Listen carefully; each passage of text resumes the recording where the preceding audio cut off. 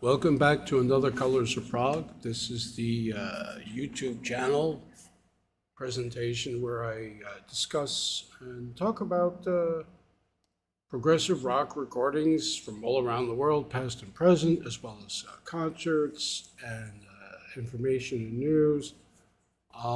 There's so much to discuss over the past almost 2 years that there's just a wealth of material out there. There are bands coming, new bands showing up, appearing on the horizon from all over the world,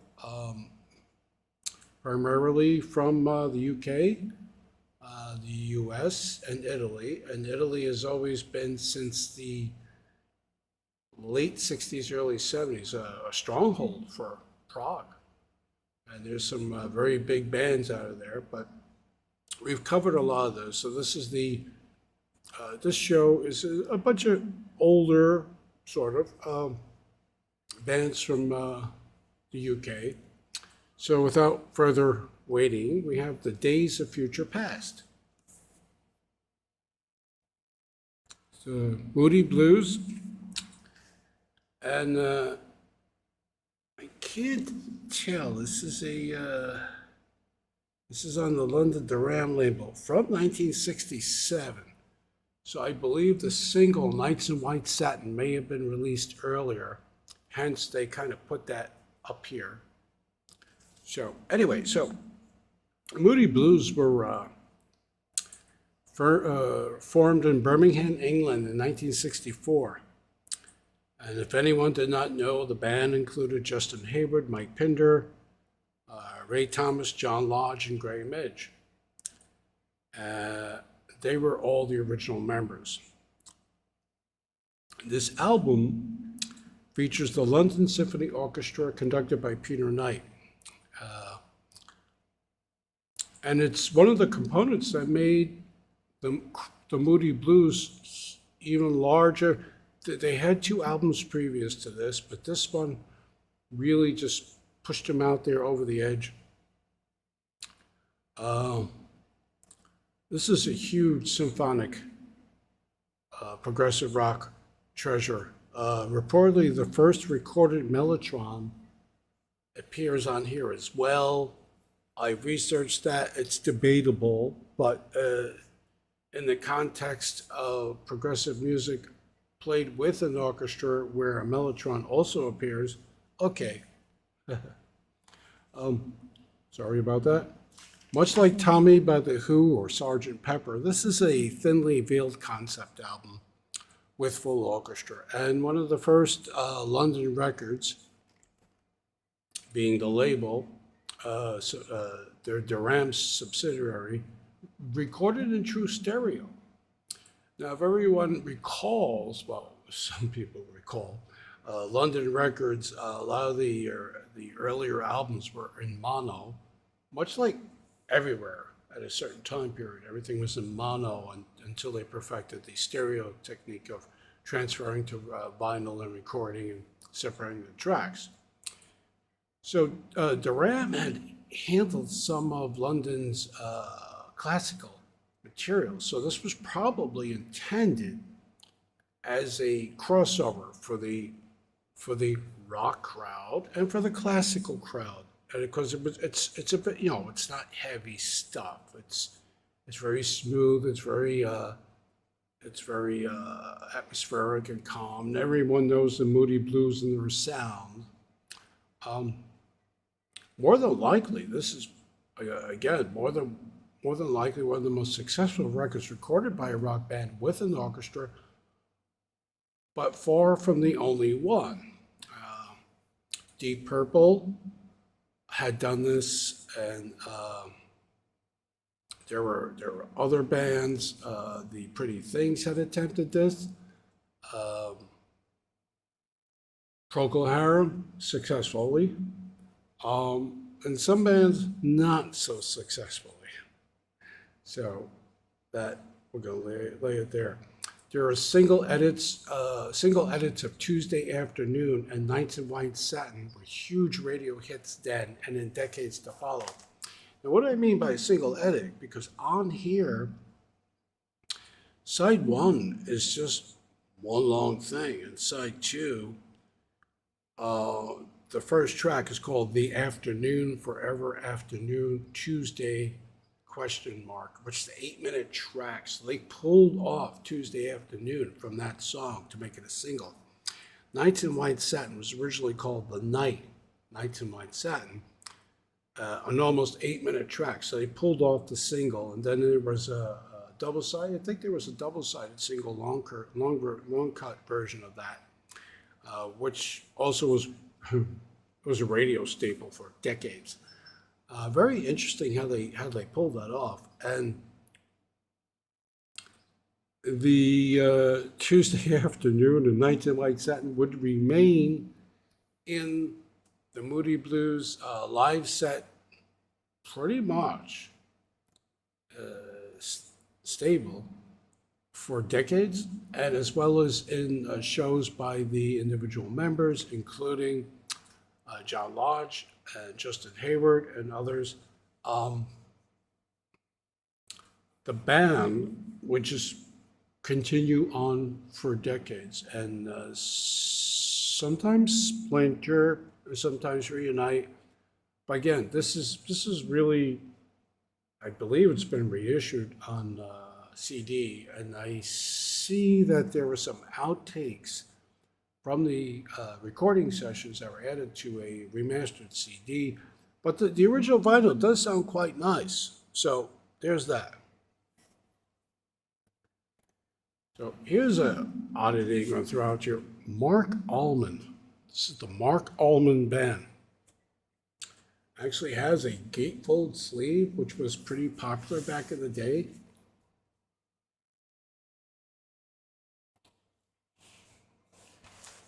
So why these guys? So John Mark was a guitarist who also played classical style guitar, and Johnny Almond played a variety of wind instruments, saxophones, flutes, and these two guys were band members of John Mayall's band after he had his last Blues Breakers thing with Mick Taylor. So right after the Blues Breakers with Clapton, Peter Green, and Mick Taylor, which lasted probably longer than either of those two guys' tenures, the Mark-Almond band, Mark and Almond, joined Mayall, and they were on the Turning Point and Empty Rooms albums, both from 1969. They were interesting for Mayall albums because they were sort of acoustic electric, and the Room to Move is on that, and it was like John Mayall was sort of, he's a those who are not familiar with him, he's a veteran British blues aficionado, and he's a British gentleman who really digs like J.B. Lenoir and all the hardcore British, Black American blues players. So he was a disciple in a way, far removed, but he loved that music, and he had a voice that sort of reached the timbre of some of those higher voiced bluesmen. So, Blues Breakers with John Mayall, that first album with Eric Clapton is highly regarded, highly recommended. And, he worked with Peter Green, later on with Fleetwood Mac, Mick Taylor, later on with the Rolling Stones. He actually left Mayall to work with the Rolling Stones. So, anyway, Mark-Almond, they did Turning Point and Empty Rooms, both 1969, as I said. Room to Move was a big hit from this era. And they left Mayall after after 69, and they came back. They went to America, and in succession they did 3 albums really quickly. So what's really interesting about this band is that they were interested in all kinds of music. Danny Richmond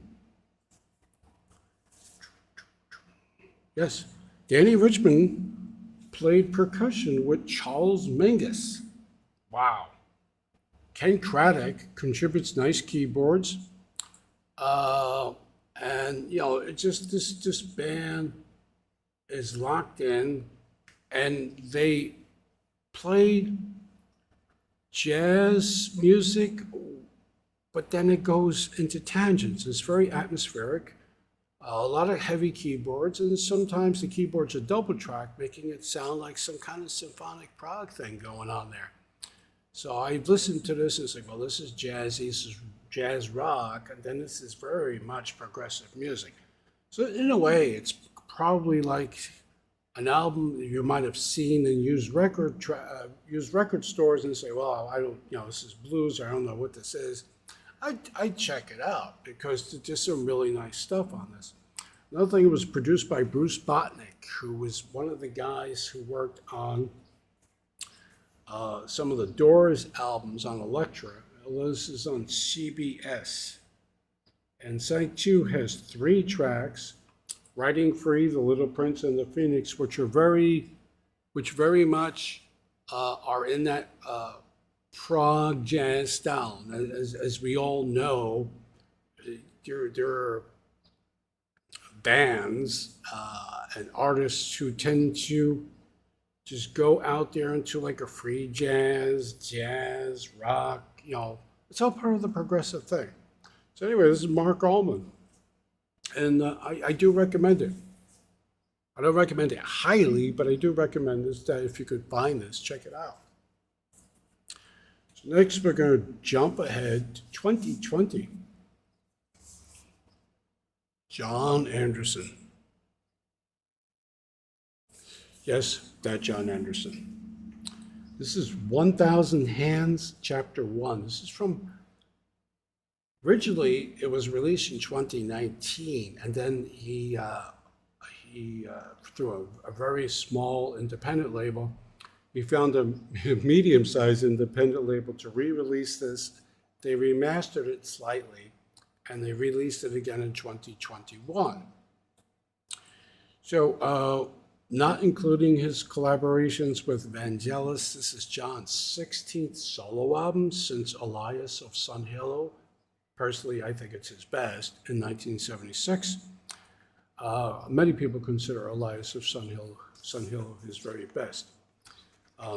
This is nice, 180 gram double gatefold with the picture of the live group of some point. And the back cover features who's on it.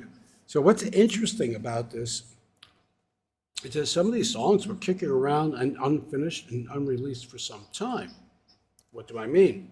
Yes, bandmate Chris Squire appears, and he passed away in 2015. So remember, this was originally released in mid-2019, and again in 2020, and then in the vinyl version 2021. So I'm assuming those Chris Squire tracks were recorded with John, but previous to his passing. John decided to invite who's who of musicians to play on this thing. So I'm going to talk about some of the songs briefly, but here's just a quick. On guitar, on various tracks, we got Larry Coryell, Rick Derringer, Pat Travers, Steve Howe from Yes. On bass, Chris Squire, who played on quite a few of these tracks. Drums, Billy Cobham, Alan White, Carmine Appici. Keyboards, Chick Corea.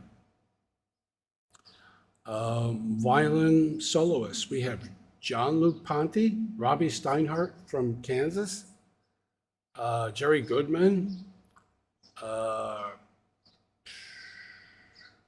You just got a who's who. Oh, yes, flute, Ian Anderson. Ian Anderson from Jethro Tull contributes a flute, probably overdubbed. I think a lot of this stuff was overdubbed over a period of time. And it sounds like there's some slight compression on some of the songs, like let's throw this on top of the track that's already existing and try to weed it in and make it sound organic. Backing vocals, tons of people. There's a choir on here, several. Um, Actually, Michael Winslow. Everybody remember the Police Academy movies, the comedy series Police Academy? And Michael Winslow was a comedian, African American comedian who appeared in those films. And he had a brief popular tenure as a comedian because of his association with those movies. And he also was very good with sounds. He could imitate a variety of sounds, so he's apparently on this thing as well. So, again, I said some of these songs were kicking around for what they range from the ethereal, now anthemic. There's a song with a Caribbean beat rhythm, Rama Lama. There's quasi-political songs, Firstborn Leaders, which definitely features actually a mixed higher in Anderson flute.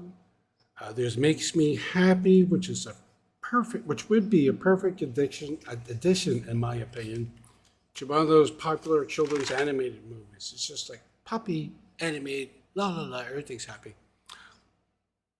So it goes on like that. There are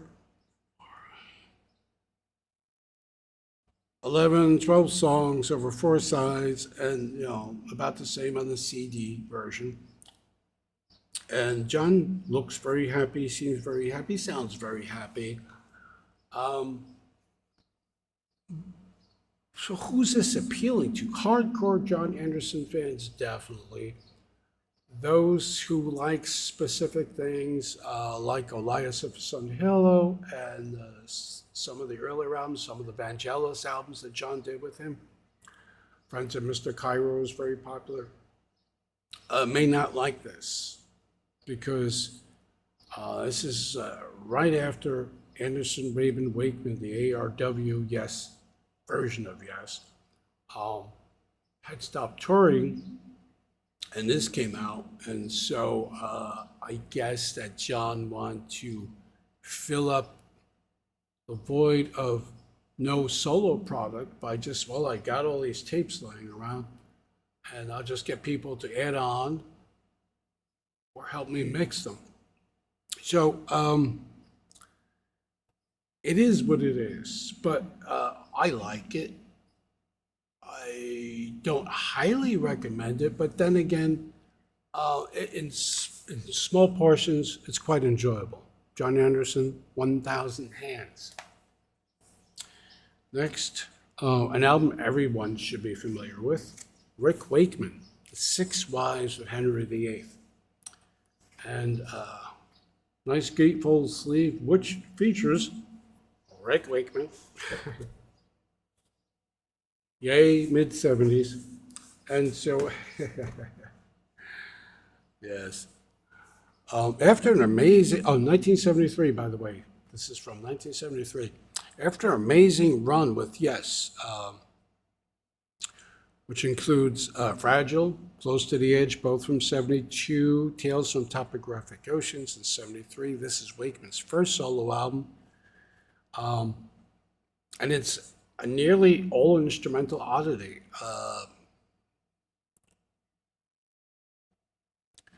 Probably most likely shocked the executives at A&M Records when they handed in the tapes and said, here's my record.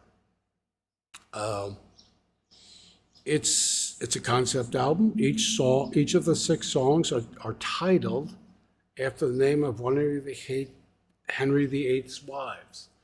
For example, Catherine of Aragon kicks things off. There's fan favorites, Catherine Howard, Jane Seymour, and Anne Boleyn being the standouts. Yes bandmates Chris Squire and Steve Howe are on the first tune. Bill Bruford and Alan White, also Yes drummers, appear on 3 apiece. Wakeman Straub's bandmates, he was in the Straubs before he joined Yes, in case anyone forgot. Dave Lambert and Dave Cousins appear on Catherine Howard. There's a lot of Moog and Mellotron played. And it's I guess what we would call neo-classical prog. So it's called neo-prog now, like progressive rock with classical influences and sounds. Quite popular. That whole thing was very popular in the early 60s, late 70s. Walter Carlos, later to become Wendy Carlos, had an album called Switched On Bach in 1968. That was like a breakthrough recording. It was played pretty much all on Mellotrons and early computerized instruments. And Mike Oldfield's debut, Tubular Bells, in 1973, was a huge, huge breakthrough for instrumental music. So, confounding the A&M executives, this actually sold very well. The gatefold sleeve lists what Mick is playing. He's playing a Steinway grand piano, a Hammond C3, RMI electrical piano and harpsichord, a mini Moog Mellotron, a Mellotron 400, a mini Moog synthesizer, mixers, and frequency counters. So he pretty much composed this whole thing. And I'm not sure whether he had the guys come in live and play their contributions to the album, or they were mixed in later. But anyway, one of the very best, and there are many, Rick Wakeman solo albums, The Six Wives of Henry VIII. If you don't have it, you should. Finally, I wanted to end with something newer, sort of. So Genesis, Duke. Now there's the Peter Gabriel Genesis fans and the Phil Collins era Genesis fans. And by this time, Genesis consisted of Phil Collins, Mike Rutherford, and Tony Banks, with, of course, Darryl Stewart and Chester Thompson. Darryl Stewart played guitars and bass, and Chester Thompson contributed drums. This is the second Genesis album without Peter Gabriel, who left after The Lamb Lies Down in Broadway in '74. The Wind and Wuthering, 1976, was the first post-Gabriel Genesis album. Quite good, considered by many to be their favorites. And then there were a few years until the next album, and then this followed. And by this time, Phil Collins was doing some solo music as well, and the long symphonic progressive style of Yes songs started to go away a little bit. But that being said, there's a lot of good stuff in here, as well as the singles, as we know. Side one has Duchess, which is a really personal favorite of mine. Misunderstanding, everyone knows, was a big hit. Turn It On Again Tonight. So there were several huge hits on this. And it's actually a bit of a, side one and side two are part of a story. I don't know what it's about. It's probably about something if I come across some hardcore Genesis fans. You don't know what Duke's about, man? Anyway, so it's very good. This has been remastered several times, most recently on vinyl. This is the German edition from 2007, and I have to say it's thin sounding. There was a 2007 UK and US remix, which also featured a Live at the Lyceum Theatre show from 1980, which had much better sound. That quickly sold out. I'm not quite sure whether they had a limited edition run of that or whatever. But if you do find that, maybe used, it's worth having. So anyway, Genesis by Duke, Rick Wakeman, The Six Wives of Henry VIII, John Anderson, Mark-Almond, Mark-Almond Band, and the Moody Blues. And that's what I got for today. And so I'll be back very soon with more eclectic music.